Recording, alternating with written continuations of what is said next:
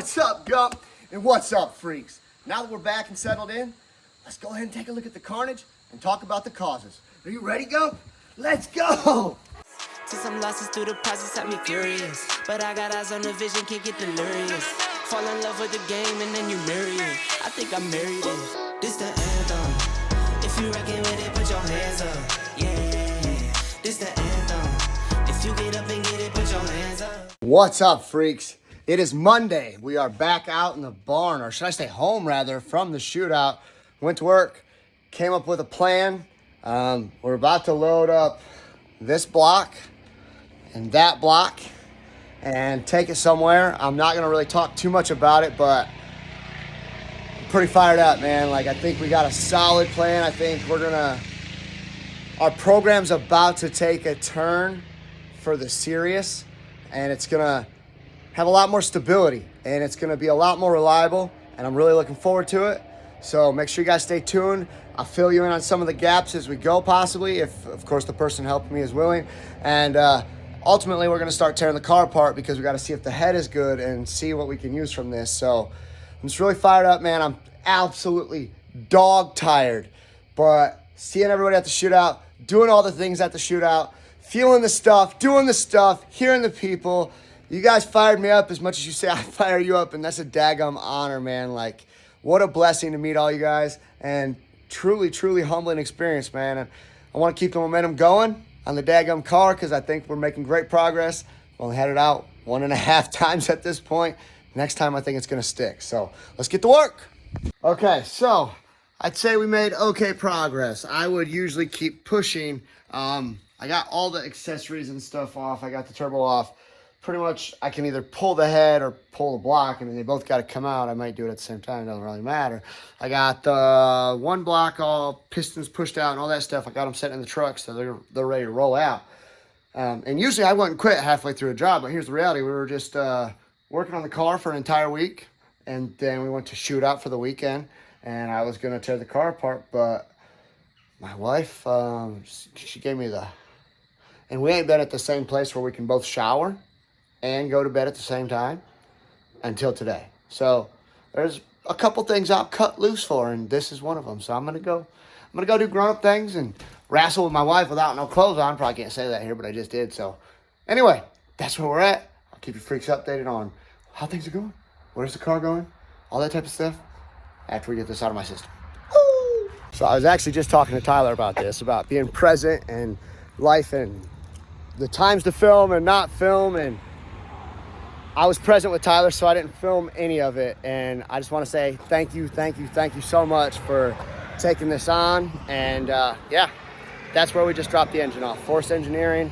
I have nothing but faith that this is the move. And I'm just really fired up, man. I can't wait to get out there and start doing some shenanigans in the car with the block from this shop. Tyler, you're the man. I'll keep y'all posted. All right, so we just got back from drag week. Did not go as planned to the extreme. My homies wrecked their Mustang, and we just got back today. So basically, I know I'm about to be indulging's the wrong word. I'm about to be engulfed helping them figure out what they need to do with their car. So instead of resting or doing anything normal people do, I came straight to the barn and I was like, let's figure some stuff out. Started taking stuff out. Got the transfer case off. Got the torque converter flex plate bolts off. I just hooked this up. It's kind of weird because it makes sense. This one is not moving. This one is not moving. It's kind of weird. I don't know what could have happened. Maybe half the rod came out the block here. I don't know. We'll keep digging, see if anything makes sense. I just wanted to show you guys where I'm at. Half the engine's doing the stuff. So I'm gonna keep moving forward. No days off. Engine out of the car. Torque converter. Didn't really not want to come out of the back. This is kind of, I had somebody message me before the shootout, and some people say you gotta weld the bolts to the flex plate.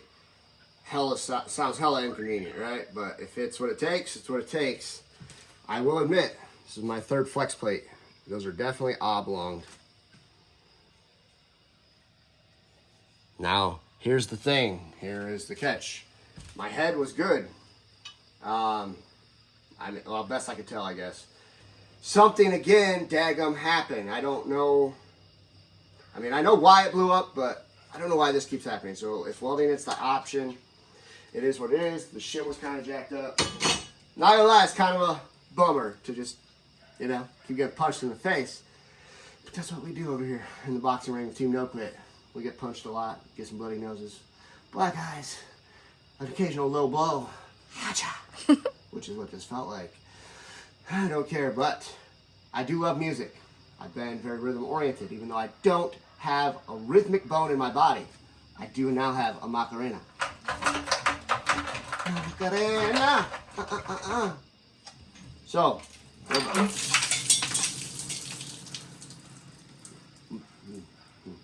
oh, I'm missing oil pan bolts. Oh, wait, they're in the daggum piece of the block that's not attached anymore. It's fine. That is fine. It's all fine. Stuff's, it's all fine. It's fine. So anyway, we're about to take this off and see what we see. And I think everything's fine. Probably just put a new head gasket on it and we'll be on our way. First and foremost, yeah, let's hope. Oh yeah, oh good, it saved it. We'll put it back together. Holy crap, dude! Check this out. AO Customs though, for the win. Not a shred, not a tear, and I put this sucker on about 18. Oh, okay, a little tear. Little tear. Ignore the little tear. And when I say little tear, I'm talking daggum. So, and then of course this part where I melted it, but that's fine. That was me. AO Customs, go check them out. Silicone gaskets, reusable if you don't do what I do and break everything. Oh, cool, dude. Fine, everything's fine. It's good. So I kept getting asked this. Basically, did a rod bolt come out? Well, no. My rod came apart. There. Oh, hold on. We got a little bind up. Might have to get out the old ratchet. Oh. Again, rod. Oh. He. Her. Oh, do the stuff. Do the stuff. Keep going. Keep going. Anyway. No. Bolt's still there. However, main cap cracked. Kegley girdle, I was really hoping to reuse that guy too. Crunched. So we got lots of stuff where it shouldn't be, and it's all fine. Everything's fine. So we'll push that stuff out. But yeah. Oh, there is a bolt in here. That is off the oil pump. I can already tell. Oil pump bolt. Oh, wrist pin.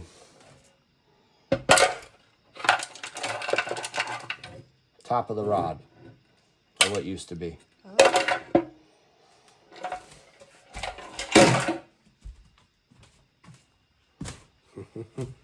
All right, we're gonna see if we can get by with this shorter job. This is where I do recommend OSHA standard steel toes.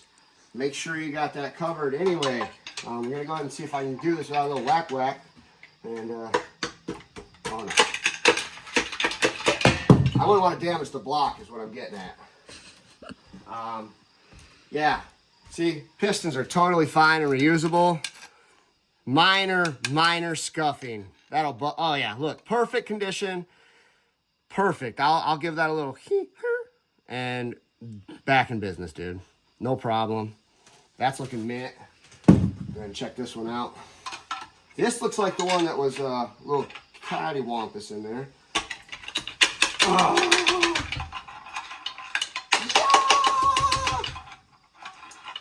This one might need a shank. He her ain't cutting it. Give me a minute.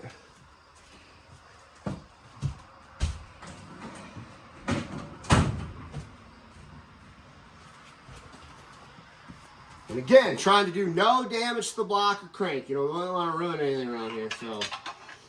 Okay. Nope, just making coolant and oil come out. Awkward, okay. Go to the other side.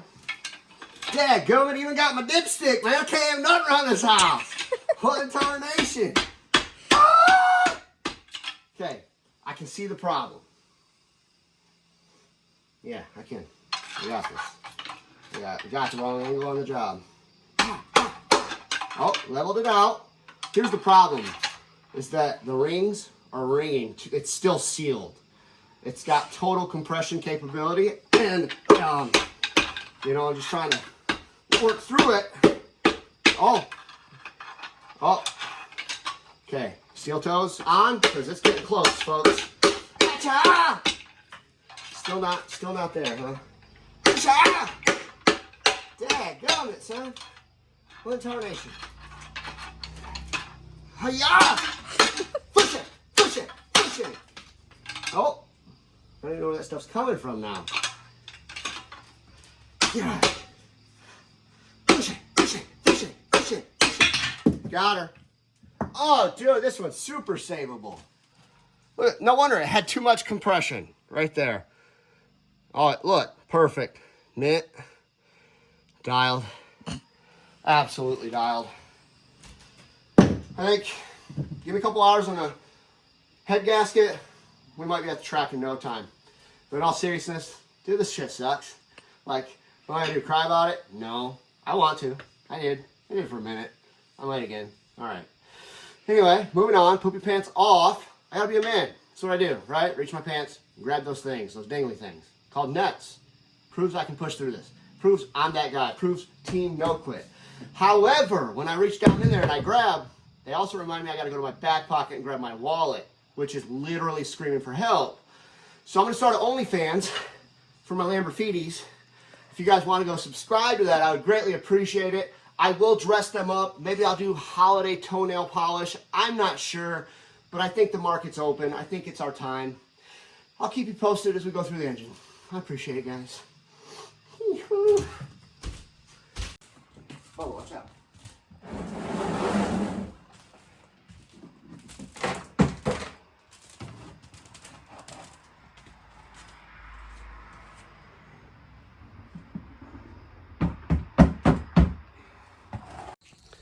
Just so that when my wife asked if I was filming, I'm doing an update. It's not really filming, but I don't know that I need to film this. Basically, I just took the driver's side axle out, dropped the little spindle to the top A-arm, tie rod, shock mount on the lower control arm, drop it, let it fall out. It fell out in one piece. And then I'm gonna go do the same thing on the other side. But the reality is, I'm just out here enjoying this nice weather. We're about to be running short on it and throwing ball for Grumpy and just listening to music. So that's where we're at. I'll keep you posted. About to get this axle out, and then I'm gonna pop up here and get this daggum trans out. And I'm gonna do it a little different because I'm using that boosted fab hook. So I'm actually gonna pull it out the top with the cherry picker. And I think it's gonna be a lot easier than trying to roll it around in the jack, but I always got by with it, so I never seen the need to change it. But if you're not growing, what in tarnation are you doing? So I'm trying to grow how we do everything and just find the best way of it all. I'll keep you posted on where we're at, and we'll talk about some things. All right, y'all. The trans is out of the car, and it is on the stand. Again, I don't think that pickup point is to pull the trans out, because if the engine was there, it's a no-go. I think it's to get it in there, pull it up to make it to the engine, and then move on from there. But again, what do I know? I got it on the stand, and I can't recommend this thing enough, dude. This is game-changing for going through these transmissions. I obviously just want to make sure everything is okay. You know, I don't know that I felt anything wrong in the trans, but with what happened, it's not worth risking putting the engine in and then messing something. Man, I want to stop the cycle of breaking things. Now, again, we're in the race car world, so like stuff's going to happen, but I do have some solutions that I will eventually talk about that I think are going to change things, and I'll give credit where credit's due on the ideas I get. So we got the trans out though, engine's at the machine shop, getting things done to it. This is what I needed, right? You just want to feel like you're making progress in the right direction. And sometimes you make the wrong decisions, sometimes it's bad timing, sometimes who knows. But if you're not trying anything to get better, you're just simply never going to get better. It takes some failures along the way. So I'm willing to fail my way to the top. If that's what it takes, I will be here for it. Trust me. So admittedly, the couple outings we've had with the car have been less than ideal. Lots and lots of money, lots of time. Sometimes that is simply what comes with a race program. That is simply what comes with a new build. If you ever think you just get to be the one who escapes the curse of the Cuz race car, you are wrong. It will happen to you. How it happens to you may be different from everybody else. So I try to learn from everything. Here's what I learned. I was going through the GoPro footage because I was headed to Drag Week to film for the Deal Brothers. I was like, man, let me take a look at this. I happened to watch the video of the first engine blowing up, and I learned a lot. Essentially, the car money shifted. So there's a stage button inside the car. When you put it in stage and you go to get on the two-step, it spools up in second gear. You launch in first gear, you go down the track. Now, some guys get past the finish line, throw it in neutral. I never have done that in any of my previous cars, and quite frankly, it wouldn't have fixed the problem that was here. So when I get past the line and I hit the brake, because the stage button was still on, essentially it put it in second gear, and then when I let off the brake, it put it in first gear. Now, doing that at 130 or 140 mile an hour, of course, caused the engine to do the stuff. Not ideal. There are safeties and perimeters that you can put in that prevent that. For some reason, they weren't all on or syncing together or whatever. I don't know.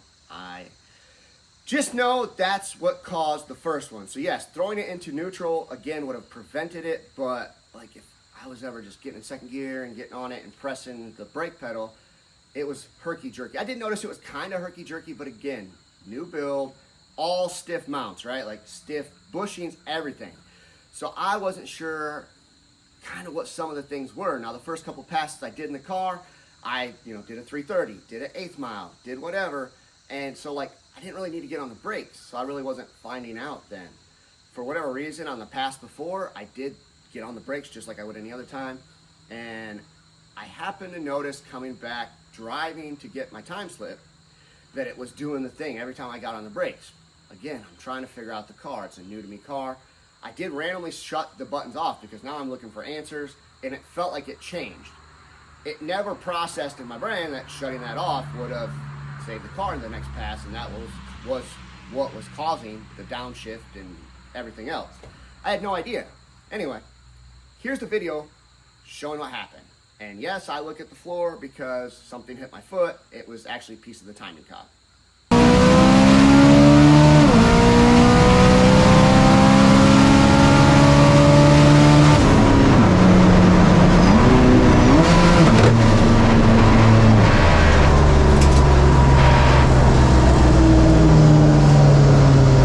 Okay, so some of you might have followed along. We rushed to get an engine together.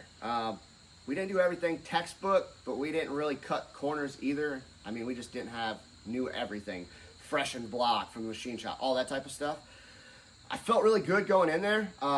We also found out that we were down a turbo. So when we get to the shootout, we're waiting for a turbo. The turbo shows up, we put the turbo on. And I did do a couple two-step checks. It seemed pretty rowdy. Somebody who was by my pit was like, maybe you're just really paranoid because, you've had all these issues. And I was like, yeah, that makes sense. I've also never heard the two-step with the window down, blah, blah, blah. I guess I justified that it was okay because I wanted to make the qualifier the second time because the car had already messed up. Anyway, we get up there, I get on the two-step, go to stage. My bumper did mess with the lights. I initially was just like, oh, it was me. I stayed on the two-step too long. Well, you look at the log and I didn't stay on it long at all. It just was way aggressive. So not really sure if it was the new turbo or what had happened, but essentially it built a crap ton of boost, like 30 pounds of boost. Like nobody's leaving on 30 pounds of boost. And we didn't either because it blew up.